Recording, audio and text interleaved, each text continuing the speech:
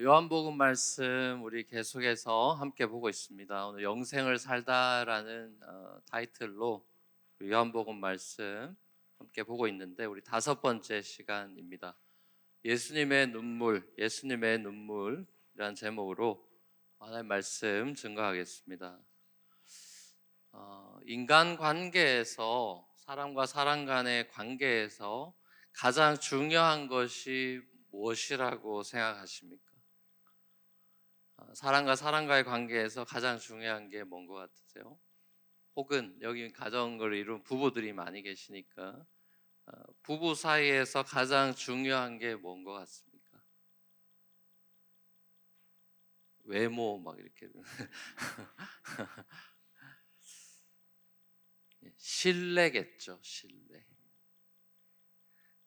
어떤 조직이나 공동체나 사회 발전과 안정이라는 것도 이 신뢰의 바탕을 둡니다. 경제학에서는 신뢰라는 것을 사회적 자본으로까지 부르기도 합니다. 프랜시스 후쿠야마라는 그 스탠포드 대학 교수 같은 분은 선진국과 후진국의 차이를 신뢰 자본의 차이로 보기도 합니다. 그러니까 신뢰가 바탕이 되지 않으면 관계는 깨어지거나 더 이상 깊어지지는 않습니다. 연인 간의 신뢰, 부부 간의 신뢰, 또 부모 자식 간의 신뢰, 형제 간의 신뢰, 또 직장 동료 간의 신뢰, 또 교회 성도들끼리의 신뢰, 국가 간의 신뢰, 관계에 있어서 신뢰가 무너지면 그 다리를 다시 세우는 것은 시간이 오래 걸리는 법입니다. 우리가 잘 알다시피 신뢰가 깨어지는 것은 성경적으로 볼 때 거슬러 올라가면 아담으로까지 거슬러 올라가겠죠. 아담이 하나님을 믿지 못하고 신뢰하지 못하고 사탄의 말을 믿었을 때 하나님과의 관계가 깨어져 버렸습니다. 그리고 그 깨어짐은 이브 하와와의 부부 싸움으로 발전하고 말았습니다. 하나님과의 관계 회복이라는 것, 우리가 하나님과의 교회 오면 항상 하는 얘기가 하나님과의 관계인데, 하나님과의 관계 회복이라는 것은 곧 신뢰, 믿음의 회복이라고 말할 수 있겠죠. 하나님께서 이 땅에 외아들을 보내신 것은 사람으로 하여금 하나님을 다시 믿고 생명을 얻게 하려는 것이었습니다. 그런데 하나님의 아들이요 메시아로 오신 예수님을 당시의 유대인들은 잘 믿지 못했습니다. 믿는다라는 것이 요한복음의 키워드라고 제가 말씀드렸죠. 총 98번이나 제일 많이 나오는 단어인데 전부 다 동사로 되어 있다라고도 제가 말씀드렸죠. 이 요한복음이 말하는 믿는다라는 것은 예수님을 신뢰하고 그 믿음 안에서 거한다. 15장에 가서 우리가 보게 된 포도나무 가지 비유도 마찬가지고 그 믿음 안에서 거하면서 영생을 누리고 살아간다. 그런 의미입니다. 한마디로 요한복음의 핵심 메시지는 믿느냐 안 믿느냐 이것이 문제로다입니다. 오늘 본문은 우리에게 너무나 익숙한 죽은 나사로를 다시 살리는 장면입니다. 예수님께서는 마리아, 마르다, 나사로 3남매와는 아주 특별한 친분이 두터웠던 요즘 아이들 말로는 절친이었습니다. 요한이 기록하고 있는 대로 서로 사랑하는 친구 사이였습니다. 나사로가 병들어 죽게 되었다라는 소식을 다른 도시에서 사역하던 예수님께 메신저를 보내서 알렸을 때 예수님께서는 사역을 즉시 중단하고 나사로를 빨리 고치러 베다니로 서둘러 가지 않으셨습니다. 원문을 보면 예수님이 일부러 계시던 곳에 이틀이나 더 머물러 계셨다라고 원문은 밝히고 있습니다. 그 이후로 나사로의 병이 죽을 병이 아니라 하나님의 영광을 드러낼 병이기 때문이라고 나사로의 병 때문에 하나님의 아들이 영광을 받게 될 거라고 그렇게 말씀하셨습니다. 예수님은 삼남매를 사랑하셨지만 그들의 요구에 즉각적으로 반응하고 행동하시지 않았습니다. 그들의 요청에 거절하셨습니다. 급한 사람의 마음을 헤아려 주시지 않고 늑장을 피우시는 예수님. 이런 예수님의 모습이 우리의 급한 기도 요청에 대한 주님의 반응과 비슷해 보이지 않나요? 우리가 질병에 걸리거나 급한 기도 제목이 생겨서 기도했을 때 주님께서 곧바로 응답해 주시지 않는 것을 신앙생활하면서 얼마나 많이 경험합니까? 나사로가 죽은 지 나흘이나 지나서야 장례식장에 오신 예수님을 급히 맞으러 나간 마르다의 첫 반응이 무엇이었습니까? 예수님, 왜 이제 오셨어요? 예수님이 여기 계셨더라면 우리 나사로가 죽지 않았을 텐데요. 나중에 또 보면 마리아의 첫 반응도 어떻습니까? 마리아도 똑같은 소리 하죠. 주님이 여기 계셨었으면 내 오라버니가 죽지 않았을 텐데요. 서운함과 원망, 그리고 주님에 대한 믿음과 신뢰가 흔들리고 있는 두 자매를 보는 것입니다. 우리가 마르다와 마리아의 만약에 그 입장에 우리가 있었더라도 분명히 똑같은 반응을 보였을 겁니다. 예수님께서 마르다한테 네 오라비가 다시 살아날 거라고 말씀을 하셨습니다. 그러자 마르다는 예수님의 그 말씀이 마지막 때, 인류의 종말 때 부활에 대한 것으로 이해를 했습니다. 그리고 예수님의 내가 곧 부활이요 생명이다. 나를 믿는 사람은 죽어도 살고 살아서 믿는 사람은 영원히 죽지 않는다. 이것을 내가 믿느냐? 라는 질문에 대해서 마르다는 예 주님, 주님은 세상에 오실 그리스도 메시아요 하나님의 아들이심을 내가 믿습니다 라고 신앙을 고백했습니다. 정답을 맞췄습니다. 마르다에게 신앙이 있다는 것을 우리는 엿볼 수 있습니다. 마르다가 믿음이 없지 않아요. 마찬가지로 우리도 우리의 급한 기도에 주님께서 응답하시지 않을 때 실망감을 감출 수 없지만 그렇다고 우리 안에 믿음이 아예 없는 것은 아니죠. 주님이 그리스도요 하나님의 아들이시고 우리를 나중에 부활시킬 주님이라는 것을 우리도 믿죠.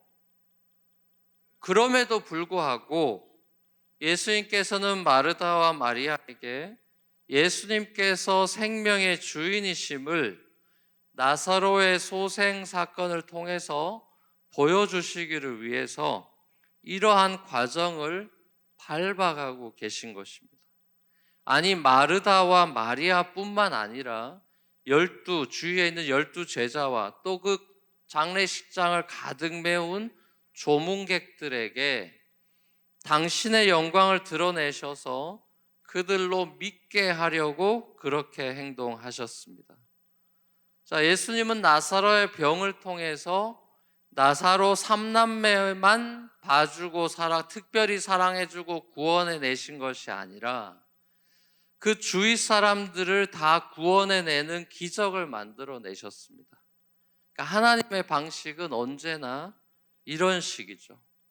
하나님께서는 우리의 기도에 응답하시는 방식이 나만 잘되게 나만 이뻐해 주시는 것으로 응답되지 않습니다. 나에게 벌어진 좋지 않은 일들, 그런 일들을 통해서 하나님은 더 큰 그림을 그리시죠. 요셉에게 펼쳐진 좋지 않은 일들의 반복들을 통해서 하나님은 요셉 한 사람만 구원해내는 게 아니라 그 가족의 구원을 이루어 내셨습니다. 요셉의 감옥 안에서의 기도는 빨리 응답되지 않았습니다. 응답될 뻔한 그 빵 굽는 관원장과 떡 맡은 관원장, 술 맡은 관원장 나가면 자기 봐준다 그래 놓고 안 봐줬습니다. 얼마나 원망스럽고 그랬겠습니까? 요셉은 하나님의 구원의 때를 기다리는 수밖에 없었습니다. 요셉이 할 수 있는 게 없어요.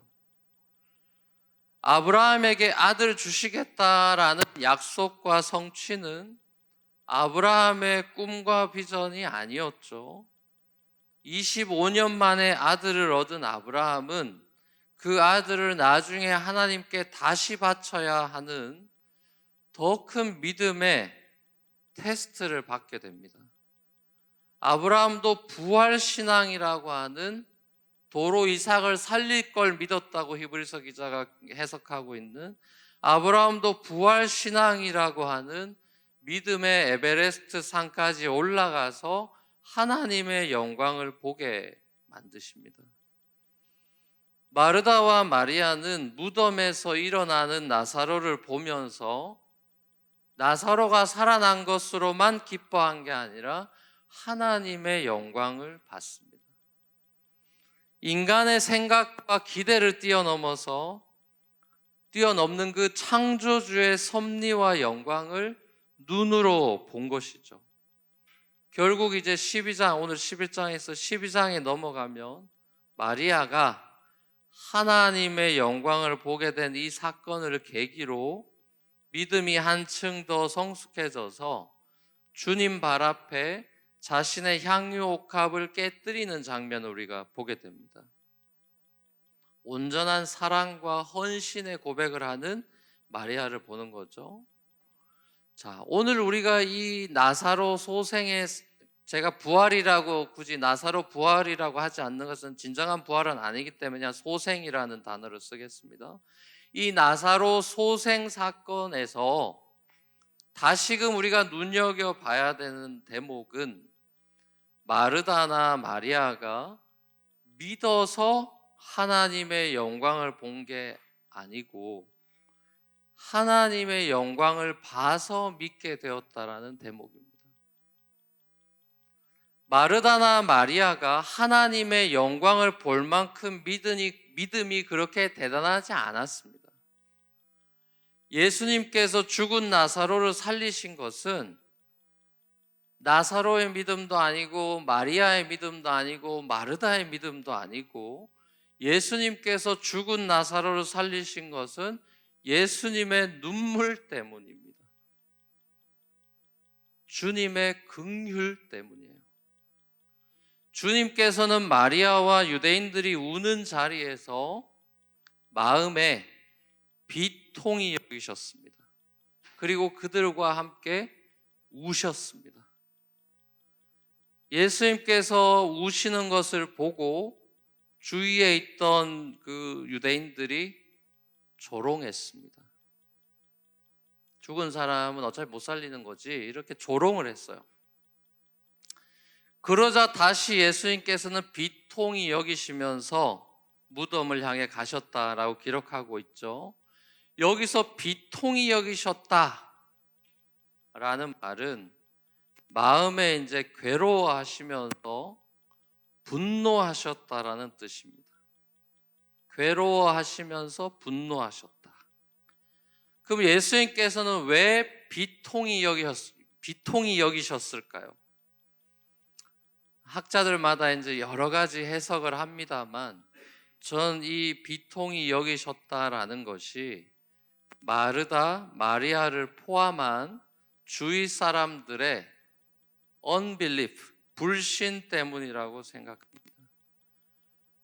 구약의 이스라엘 백성들의 불신앙에 대해서 하나님은 분노하셨죠.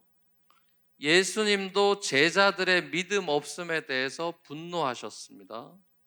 그런데 재밌는 사실은 오늘 본문에 분노, 비통히 여기시고 분노만 하신 게 아니라 우셨다라는 사실이에요. 우리가 새 번역으로 읽었습니다만 개역 개정 번역에 보면 불쌍히 여기사라는 번역이 같이 붙어 있습니다. 개역 개정은 이렇게 되어 있습니다. 비통히 여기시고 불쌍히 여기사, 이렇게 되어 있습니다. 창조주에 대한 피조물된 인간의 불신은 하나님께 분노와 슬픔을 줍니다. 아버지에 대한 자식의 불신은 아버지에게 분노와 슬픔을 동시에 주죠. 근데 중요한 사실은 예수님께서 분노하시고 슬퍼하시기만 한 것이 아니라 불쌍히 여기셨다라는 지점입니다. 그래서 나사로를 다시 살리시는 기적을 그들을 위해서 또 베풀어 주신 거죠. 아무리 표적을 행해도 도무지 믿지 못하는 그들을 또다시 믿게 하시려고 하신 것이에요. 예수님께서 이 땅에 성육신하신 이유를 우리는 이 사건에서 다시 보는 것입니다. 하나님은 죄인된 저와 여러분들을 향해서 진노하시고 분노하십니다. 하지만 우리를 또한 긍휼히 여기셔서 당신의 외아들을 이 땅 가운데 보내셨습니다. 하나님께서는 우리를 향한 진노를 죄 없는 당신의 아들, 그 아들에게 십자가에서 진노를 다 쏟아부었습니다. 예수님은 십자가에서 자신을 하나님 아버지 손에 맡기고 신뢰하면서 끝까지 믿음을 잃지 않으셨고 순종하셨습니다. 그리고 아버지는 아들을 긍휼히 여기셔서 3일 만에 다시 무덤에서 부활시키셨습니다. 자, 이 나사로의 소생은 요한복음에 나오는 7가지 표적 중에 마지막 7번째 표적입니다. 예수님의 부활에 대한 프리뷰입니다. 나사로는 이전 모습으로 그냥 원래 그 모습으로 소생했지만 예수님은 영광스러운 새 몸으로 제자들이 못 알아볼 몸으로 부활하셨습니다. 하나님의 분노와 진노를 받아 마땅한 믿음 없는 저와 여러분을 불쌍히 여기셔서 당신의 아들을 아낌없이 저와 여러분들에게 내어주셨습니다. 사랑하는 우리 뉴프론티어 교회 성도 여러분, 여러분의 삶은 그 어떤 드라마보다 더 드라마 같은 삶이 될 것입니다. 희노애락의 여러 사건들을 여러분이 통과하면서 여러분은 점점 더 하나님에 대한 불신보다는 신뢰가 더 쌓여가게 될 것입니다. 그래서 성도의 삶은 믿음에서 믿음으로 이르게 되는 것입니다.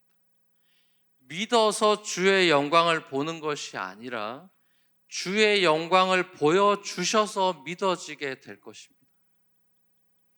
믿음을 잃어버릴 것 같은 절대절명의 순간, 이제 정말 끝이구나 싶은 순간 주님은 다시금 여러분에게 외치실 것입니다. 나사로야 나오너라.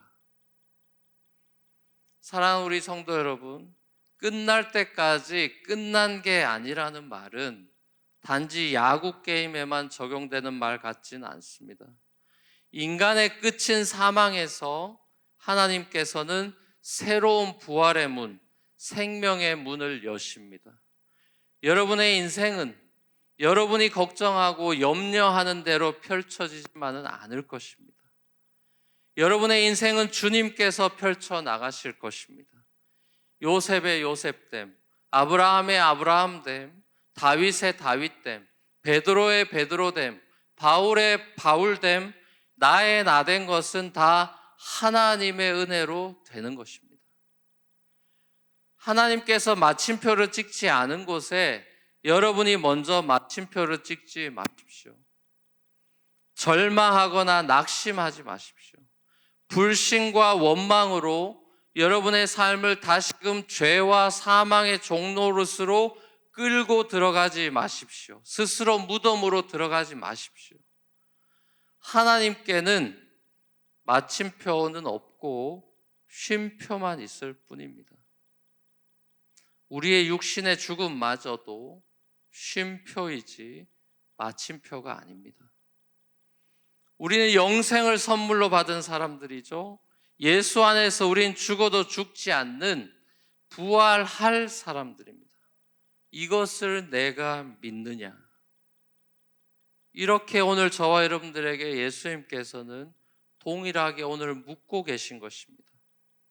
삶의 급한 일, 고난과 어려운 일 앞에서 자꾸만 넘어지고 실패하고 주님을 신뢰하지 못하는 저와 여러분들에게 오늘도 주님은 비통해 하시고 눈물을 흘리시며 물으십니다.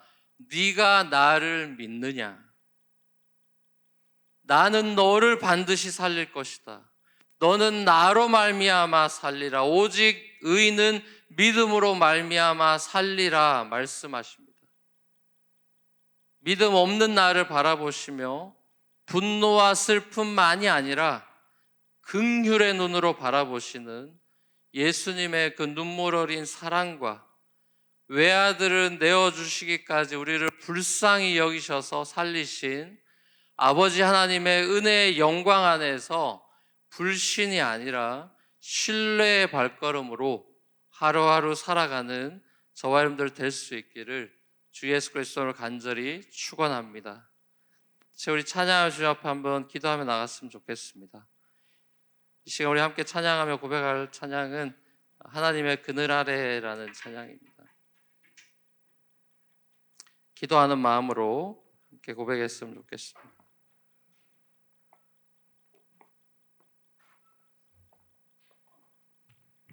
하나님의 그늘 아래 제 모든 건 내려놓습니다. 하나님의 사랑이 완전합니다.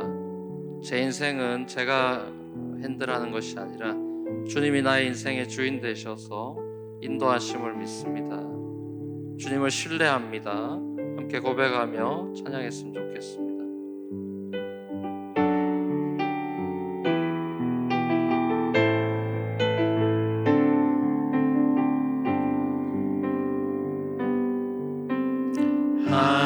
하나님의 그늘 아래 내 모든 것 다 내려놓고 나 잠잠히 주를 묵상하네. 그 놀라우신 은혜를 끝이 없는 주의 사랑 강물 되어 흘러 내 영혼에 자유 주시네. 날 새롭게 하시네. 하나님 사랑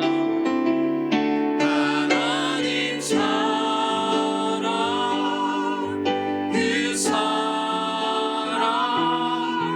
날 자유케 하네. 하나님 사랑 그 사랑 날 회복해 하네. 다시 한번 고백하면 하나님의 그늘 아래 하나님의 그늘 아래 내 모든 것 다 내려놓고 나 잠잠히 주님을 묵상합니다. 잠잠히 주를 묵상하네. 나에게 베푸신 그 놀라우신 은혜를 끝이 없는 주의 사랑 끝이 없는 주의 사랑 강물 되어 흘러 내 영혼에 흘러넘치네. 영혼에 자유함 주시네. 날 새롭게 하시네.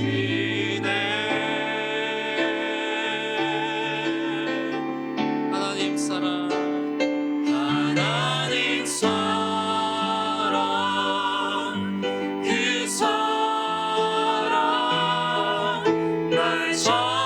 자유케 하네. 하나님 사랑 그 사랑 날 회복케 하네. 같이 한번 기도하며 나가겠습니다. 말씀 기억하면서 함께 기도하겠습니다.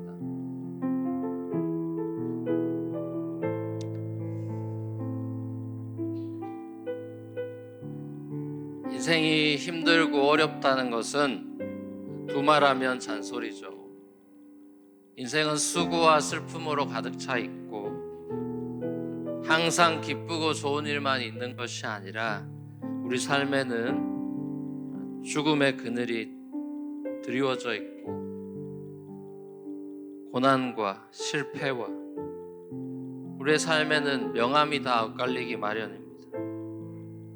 모든 명작에는 빛과 어둠이 교차하고 있듯이 렘브란트의 그림에 빛과 어둠이 완벽한 대조를 보이고 있듯이 우리의 삶이 작품으로 빚어지게 하시기 위해서 많은 고난과 어둠이 우리 삶에 있을 것입니다. 그때마다 우리는 빛 대신 주님을 바라보는 것입니다. 우리의 믿음으로 구원을 얻는 것이 아니라 이 죄악된 세상과 바로의 종노릇한 우리를 불쌍히 여기셔서 구원해 내시는 하나님의 긍휼과 은혜만이 우리의 소망임을 깨닫는 것입니다.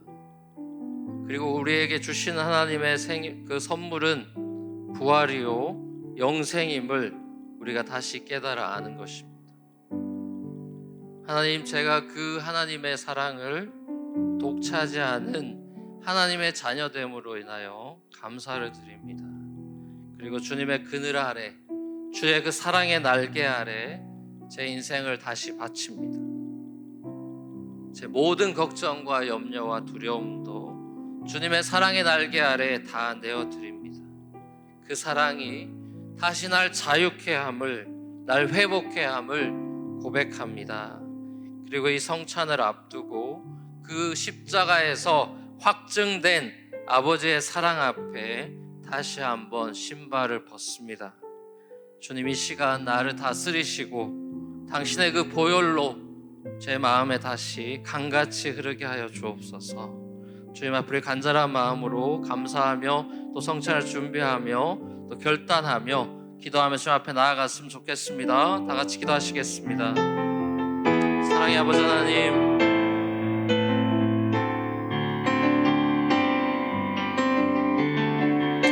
사랑의 아버지 하나님,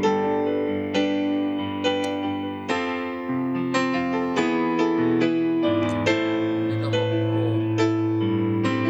주님을 신뢰하지 못하고 믿지 못하고 두려워하고 낙심하고 원망하고 쉽게 인생을 포기하려고 하는 이 연약한 그들 비통히 여기시며 그러나 우리를 불쌍히 여기셔서 우리를 구원해 주시고 우리에게 새 생명 주시고 영생 주시고 우리의 삶을 자유케 하시는